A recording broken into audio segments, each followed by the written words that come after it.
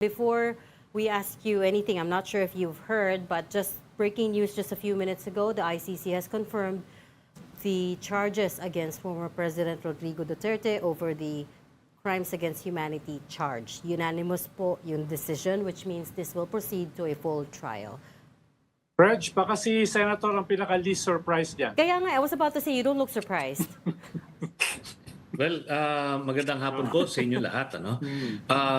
Well, yes, in a way, we have expected this kasi alam natin na airtight yung kaso na i-prepare dito. And alam nyo, yung talagang, yung primary mandate ng ICC, ito na to. This is the case na kung bakit nag-exist o bakit create yung ICC to begin with.